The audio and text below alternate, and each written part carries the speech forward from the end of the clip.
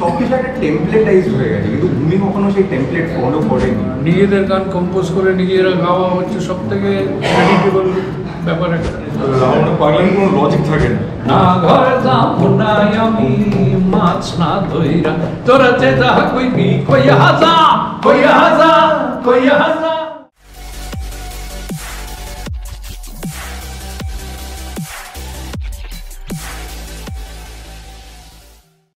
যাদের গান শুনে আমাদের বেড়ে ওঠা বা 90 দশকের প্রত্যেকটা বাচ্চার ইমোশন বলা যেতে পারে, আর সেই মানুষগুলোর পাশে আজকে আমি বসে আছি এবং সেই কার কথা বলছি সেটা আগে আমি ক্লিয়ার করে দিই। ভূমি ব্যান্ড, যেই ব্যান্ডটার নামের সাথেই আমাদের সবার নস্টালজিয়া জড়িয়ে আছে, সেই ব্যান্ডটি 25 বছর অবধি, আর সেই মানুষগুলো যারা হাত ধরে তৈরি হয়েছে ভূমি, তারা আছেন আমাদের সাথে আজকে আড্ডায়। তো সবাই ওয়েলকাম। তোমরা কেমন আছো একটু জিজ্ঞেস করি। ঠিক আছে, বিন্দাস আছি। We are never in trouble. যত কন্ট্রোভার্সি থেকে দূরে থাকে। বেশ, এই দেখতে দেখতে 25-এ পা, এই যে 25-এ পাটা মায়ের বিশ্বাস করো, ভাবতে পারি না, সহজ তো নয়। কোনো ভাবেই ভাবতে পারি 5 বছর যাবো ভাবতে পারি,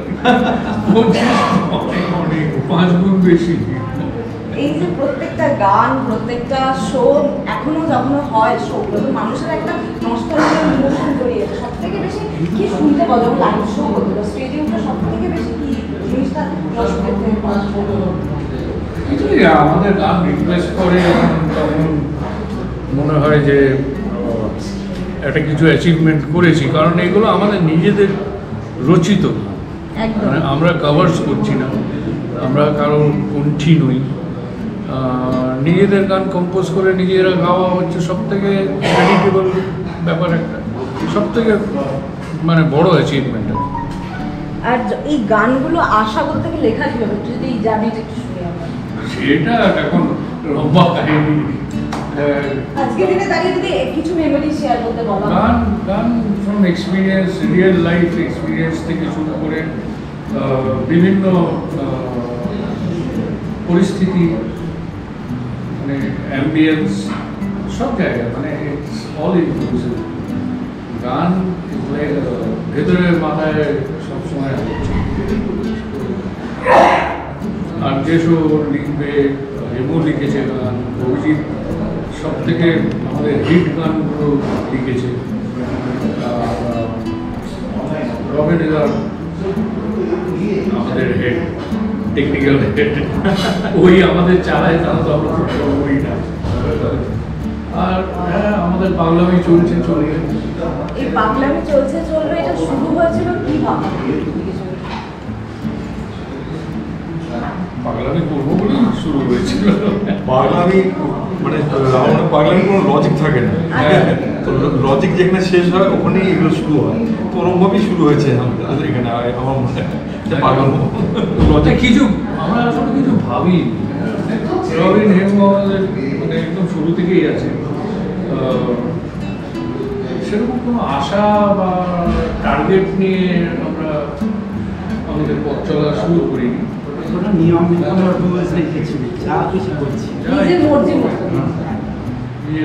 কারণ ওটা আমাদের, ওটাই আমরা, আমাদের ভাবনা, চিন্তা, দুঃখ, কষ্ট, হাসি, উন্মাদনা, ফিলসফি, যাই বলো, আমাদের কারোর কাছ থেকে ধার করি না, করতেও হবে।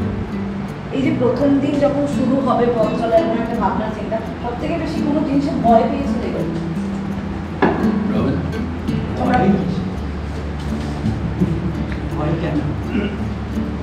আমি ভয় করবো না, ভয় করবো না, এইভাবেই শুরু করেছি। না, যেটা কথা আমার মনে হচ্ছে যে হ্যাঁ, নিজেদের গান করে মানে অনেকেরা হচ্ছে যে কভার করে, সেটা একটা রাস্তা। আর একটা রাস্তা হয় যে নিজের গান, যেটা ভূমির ক্ষেত্রে যেটা সত্যতা বলছে, অবভিয়াসলি নিজেদের গানের চ্যালেঞ্জেস বেশি আসে নিজেদের গান নিয়ে করার। না, ম্যাক্সিমাম কি হবে, লোকের ভালো লাগবে না, লাগবে না, আমাদের তো ভালো লেগেছে। কিন্তু মেকিংয়েরও একটা থাকে এক্সপিরিয়েন্স, একটা গান যখন তৈরি হচ্ছে, সেই এক্সপিরিয়েন্সটাও একটা, যেটা হয়তো ওটাই প্রথম, মানে যে কোনো লোক, মানে ফার্স্ট ওইখানেই সে একটা কিছু রিসিভ করে ফেলে নিজস্ব যখন কিছু করছে, ওই মেকিংয়ের মধ্যেই তার সে যা পাচ্ছে, তার আনন্দ হোক সব কিছু মিলিয়ে তো ফার্স্ট ওপেনিং তার একটা কিছু পাওনা সে পেয়ে যায় সবাই, মানে any field, any creative field, সেরকম আমরাও পেয়েছি। তো এখন তো নতুন প্রজন্ম আর্টিস্ট তো বসে গেছে ভাবছে কি মানে এই জার্নিটা তো তুমি পুরোটাই ছোটবেলা থেকে দেখেছো শুনেছো, তো তোমার এখনকার দিন দাঁড়িয়ে তোমার কি কি ফিলিংস হয় জানি তখন 25-এ পা দিতে যাচ্ছে? আমার কি বলবো, ইটস ভেরি ওভারওয়েলমিং এই ফিলিংটা যে 25 বছর একটা ব্যান্ড টিকে আছে আর তার মিউজিকটা এখনো রেলেভেন্ট, এটাই খুব বড় জিনিস। আর তার পেছনে এই কারণটাই যে নিজেদের গান করছে, এটা আমি আবার স্ট্রেস করবো, এটা খুবই ইম্পর্টেন্ট। আজকালকার শিল্পী বা আজকালকার মিউজিশিয়ান বা আজকালকার ব্যান্ডস তুমি যদি বলো, তাদের এই ভয়টা থাকে, তুমি জিজ্ঞেস করছি যে কী ভয়, যে লোকেরা কি ভাববে, সেই হিসেবে আমাদের গান বানাতে হবে, বা আজকাল কি চলছে সেই হিসেবে আমাদের গান বানাতে হবে। তাতেই ক্রিয়েটিভিটি আর যে ফ্রিডমটা দিয়ে গান বানায় মানুষ, সেটাই মারা যায়। তো এটা খুব ইম্পর্টেন্ট যে তুমি লোকেদের কথা না ভেবে তোমার কাছে ন্যাচারালি অর্গ্যানিক্যালি যা আসছে তুমি ওইটা দিয়ে কম্পোজ ফাটাফাটি বলতো। হ্যাঁ, এটা সৌমিত্রদের বলতো আগে, সৌমিত্রদের কথা বলছি যে ফলো ইয়ার গান, মন যেটা বলছে সেটাই করো, মানে সে যেরকম যেই সাবজেক্টে গান লিখতে বলছে বা যেরকম সুর বা তার যেরকম মিউজিক বা ভাবনা, ফলো ইয়ার গান, এটা অ্যাবসলিউটলি একমাত্র ইয়েস, ফলো ইয়ার মন যদি বলছে যে এরকমভাবে লিখবো, হ্যাঁ সেটাই করো। তো এখনকার দিনের গান আমরা শুনে মানে থাকে না অনেক সময়, বা সেই গানটা আমাদের নতুন গানের কি মানে আছে আমি জানি না। লিখেছে আসলে একটা খুব সুন্দর সুর করেছিল হেমু, দিয়ে সুরটাকে দিয়েছে আমাকে বলছিল, মানে শোন না অভিজিৎকে দিয়ে ওর লেখাগুলো খুব হিট হয়, তো অভিজিৎকে দিয়েছে, অভিজিৎ কি এটা লিখে দিয়েছে আমাকে, হ্যাঁ, দিয়ে আমরা গাইলাম, রেকর্ড করলাম, আমি ফাটাফাটি সব হারমোনি টারমোনি হলো, সব কিছু, গানটা দারুণ একটা ভিডিও হলো, সুন্দর। শাল পিয়ার, আপনারা যারা শোনেননি প্লিজ শুনবেন, শাল পিয়ার আমাদের যে কোনো প্ল্যাটফর্মে পাবেন, অডিও প্ল্যাটফর্ম, এবং ইউটিউবে পাবেন, অমির ইউটিউবে। কিন্তু আমি যখন অভিজিৎকে এখনো জিজ্ঞেস করি যে হ্যাঁ তুই গানটা লিখলি, সব কিছু করলি, গানেটা কি গানটা, কখনো বলছে ওই তো জঙ্গল টঙ্গল এইসব, ওই তো জঙ্গল টঙ্গল, কি বোঝানো। গানটার প্রথম লাইনে হচ্ছে শাল পিয়াল মহুয়া বনে মকর ও পরব দিনে ধামসা মাদল মুচকি হাসি হায়। এবার এটা কি মানে আপনার? কে হাসছে, কেন হাসছে, কোথায় জঙ্গল, কি শাল পিয়াল? আমি তো প্রথমে শাল পিয়াল জানতামই না মানেটা কি। তো এই যে এখন রিলস ট্রেন্ডিং ফলো করা একটা ট্রেন্ড আছে, তো সেই ট্রেন্ডের আমি ভাই ট্রেন্ডের মধ্যে ওরা হতে পারে, সবকিছু একটা টেমপ্লেটাইজড হয়ে গেছে, কিন্তু ভূমি কখনো সেই টেমপ্লেট ফলো করেনি, ওরা নিজেদের যা অর্গানিক্যালি এসছে করেছে। অর্গানিক তাই না? হ্যাঁ, ওটাই ইউনিক একটা থেকে গেছে, তো আমার মনে হয় ওটাই কন্টিনিউ করেছে। আর এই যে এখনকার দিনে তোমরা ট্রানজিশনটা দেখবে, একটা সময় তো ক্যাসেট, এখন সেটা ইউটিউব, আমরা স্ট্রিমিং প্ল্যাটফর্ম যেগুলো অডিও স্ট্রিমিং প্ল্যাটফর্ম, এই ট্রানজিশনটা তোমরা কিভাবে দেখো? আমার মনে হয় এটার অনেক অ্যাডভান্টেজেস আছে, অ্যাডভান্টেজ ডিসঅ্যাডভান্টেজও কিছু আছে, কিন্তু অ্যাডভান্টেজটা যদি দেখি, সময় লোকজন অপেক্ষা করে থাকতো কখন ক্যাসেট বেরোবে, ক্যাসেট বেরোবে, হাতে নেওয়া একটা ক্যাসেট বা সিডি, সেটা আলাদা নিশ্চয়ই একটা আলাদা নভেলটি। মানে কেনার পর একটা, যেরকম আমিও করেছি আমার লাইফে, মানে অনেকের হয়েছে কেনার পর তারপরে যে কতক্ষণ গিয়ে বাড়িতে গিয়ে শুনবো, ওটার একটা ইনকুয়েশন, একটা যে কতক্ষণ বাড়িতে গিয়ে যাবো আর শুনবো আমি ওটাকে, এটার একটা তাড়াহুড়ো থাকতো। তো সেই ব্যাপারগুলো নেই এখন।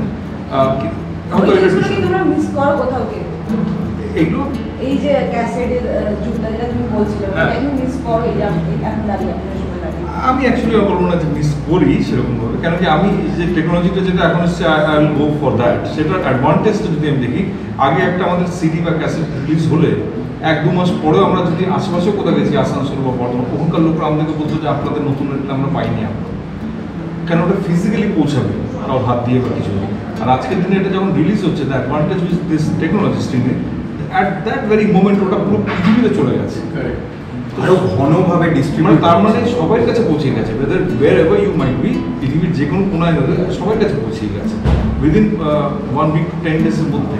তো এই অ্যাডভান্টেজটা অনেক আমি এইটাকে দেখি যে এটা অনেক নিশ্চয়ই এটা একটা ভেরি ব্রাইট এই টেকনোলজির মানে পাওয়াটা এটা it is good I take it as a whole sense.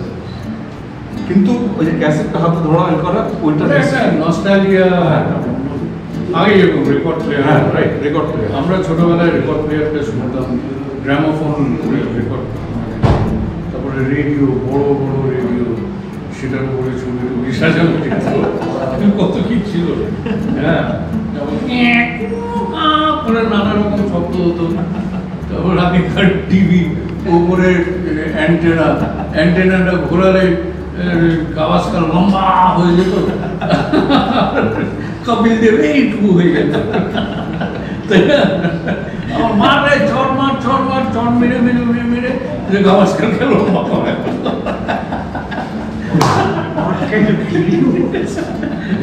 আরে এগুলো ঘটনা সবাই জানে। অ্যানালগের জন্য এখান থেকে তো তুমি একটু আলাদা, হ্যাঁ। এই এক্সপিরিয়েন্সগুলো তোমার সেভাবে তো নাই। না, আমিও 90s-এই বড় হয়েছি, ক্যাসেটের যুগে আমিও দেখেছি, এবং আমার একটা ওয়াকম্যান ছিল, ডিস্কম্যান ছিল, সবে আমি গান শুনতাম। এখন আমি যা বলবো, গান শোনা আরও অনেক সুবিধা হয়ে গেছে, এত স্ট্রিমিং প্ল্যাটফর্ম আছে, এত MP3 এইসব আছে, তো ইটস মোর ওয়াইডলি অ্যাক্সেসিবল, কিন্তু which is why people R able to listen to wide varieties of music, যেটা আগে পারতো না। সেটাই একটা অ্যাডভান্টেজ। ডিসঅ্যাডভান্টেজ এই আর কি, মানে ওই আর কি রয়্যালটিস বলো বা আর্টিস্টদের যেটা আর্ন করতো থ্রু অ্যালবাম সেলস বা অ্যালবাম আর্ট যেটা হতো, ওটাও খুব কমে গেছে, বাট অ্যাক্সেসিবল অনেক বেশি হয়েছে মিউজিক। এখনকার দিনে তো বেশ নারীরা বেশি ইনস্টাগ্রাম বা সোশ্যাল মিডিয়ার জন্য ধরা ছোঁয়া বেশি ভালো করে যায়, তাদের সম্পর্কে বেশি ভালোভাবে জানা যায়, সেটা কি কোথাও এফেক্ট করে লাইফ স্টোরিতে? এই প্রশ্নের উত্তর আমি দিতে পারবো না। যারা ডিজিটালি মোর এক্সপার্ট তারা। না, প্রথমে দেখতাম সবাই অ্যালবাম নিয়ে এসে অটোগ্রাফ দিত, এখন শুধু সেলফি দিচ্ছে। হ্যাঁ, এখন অ্যালবাম নেই। সো ওটা অডিয়েন্সের মধ্যে অধিকাংশ মানে যারা অডিয়েন্স আছে তারা সব মোবাইল, আরে আমাদের দেখ তোরা মোবাইলের মধ্যে দেখছি মুশকিল। এবার স্মৃতিতে ধরে রাখতে চাই জিনিসটাকে, সেটা ভুল না, কিন্তু তুমি যখন একটা জায়গায় প্রস্তুত আছো, তোমার ফোকাসটা থাকা উচিত সেখানে। বাট ওই আর কি, কিছুই করা যাবে। বেশ, এখন যেমন বদলাচ্ছে সবকিছু, তার সাথে তো মানুষ বদলাচ্ছে। আগেকার দিনের মতন এখনকার দিনের অডিয়েন্সের আবেগটা কিন্তু ভূমির প্রতি একই রকম রয়ে গেছে। No change. এবং সেটাই আমাদের এই 27 তারিখ যে কনসার্টটা হচ্ছে 25তম অ্যানিভার্সারি সেলিব্রেশন, এটাই একটা দেখানোর সুযোগ যে এই নতুন প্রজন্ম ভূমির গানগুলো ধরে রেখেছে। সব বয়সে থেকে, তুমি বুড়ো বয়স থেকে ছোট বয়সে বাচ্চারাও গাইছে এই গানগুলো। আমাদের দুজন গাইবে যারা 20 বছর বয়স, আচ্ছা, একজন গাইবে যারা 11 বছর বয়স। মানে ওরা আমাদের গান মুখস্থ শুধু না, আমাদেরকেই শিখিয়ে দিতে পারবে যে কোথায় ভুল হয়েছে বা লিরিক্সটা আমি হয়তো ফাম্বল করে গেছি বা করিয়ে দিতে পারে। তো এটা আমাদের কাছে একটা বিরাট বড় পাওয়া। তোমার সব থেকে পছন্দের যদি একটা গান বলা হয় কোনটা হবে? এক কথা মানতে আসে মনে আর নেই। বেশ, আর এই 25 বছরের জার্নিটা তোমাদের যদি ওয়ান ওয়ার্ডে ডিসক্রাইব করতে বলা হয়, তোমরা সবাই কোন ওয়ার্ডটা ইউজ করবে? ধামাকা। One word, amazing. আমি ওয়ান লাইনে বলবো, ওকে, মনে আর নাই রে। আমি বলবো ভূমিকম্প। ওকে, আচ্ছা এবার আমরা শেষ করবো। শেষে তোমাদের একটা সবাই একটা গান শুনি, যেটা দর্শক ভালো গান শোনা হবে। ওকে, লালেশ্বরী। হ্যাঁ, আচ্ছা, কি শুনবে? লালেশ্বরী না বলো? তোমরা যা শোনাবে। Nazam, nazam, nazam, nazam, nazam, nazam, nazam, nazam, nazam, nazam, nazam, nazam, nazam, nazam, nazam. Na korazam munayami, মাছ না ধইরা নাজম নাজম নাজম নাজম নাজম নাজম নাজম নাজম না ঘরে যাবো না আমি মাছ না ধইরা তোরা যে যা কইবি কইয়া হাজা কইয়া হাজা কইয়া হাজা কইয়া হাজা কইয়া হাজা তোরা যে যা কইবি কইয়া হাজা কইয়া হাজা কইয়া হাজা না ঘরে যাবো না আমি মাছ না ধইরা নাজম নাজম নাজম নাজম নাজম নাজম নাজম নাজম পচা কাকারে ডু নাজম নাজম নাজম নাজম নাজম সুন্দর পাইলে ঘরে আইসা ও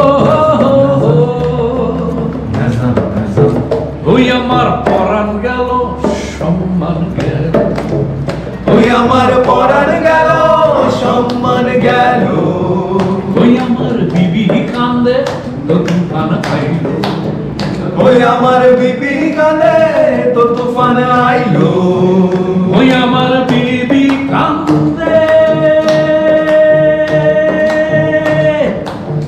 তো তুফান আইলো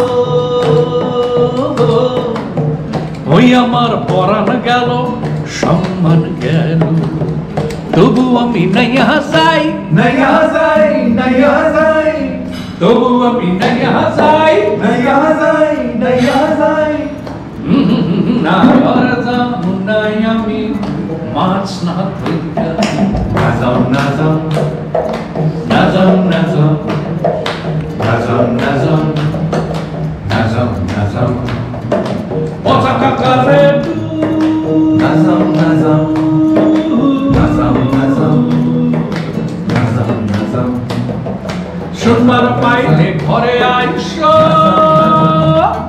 ও নাজম নাজম নাজম নাজম নাজম নাজম নাজম নাজম নাজম নাজম থ্যাংক ইউ সো মাচ আমাদেরকে টাইম দেওয়ার জন্য আর তোমাদের জন্য অনেক শুভকামনা 25 বছর না আরো 25 হোক আরো রক্স হোক দর্শকদের কি বলবো ইয়েস কারণ আমরা আরো গান শুনতে চাই আরো এরকম ধামাকা ধামাকা গান যেগুলো মানুষের বাড়িতে রোজ বাজতে থাকুক যেগুলো শুনে যাচ্ছে আমাদের পরবর্তী generation। তুমি কি জানো এই গানটার শুরুটা কি না ওরে পচারে করে চিৎকার পুরো সব পুরো ব্যান্ড চিৎকার করছে প্রথমে যখন ক্যাসেটটা বেরিয়েছিল তখন রবিন প্রথম বাজিয়েছিল এটা টাইমসে টাইম মিউজিকের মঞ্চে সেখানে সবাই বলি কি গান রে ভাই?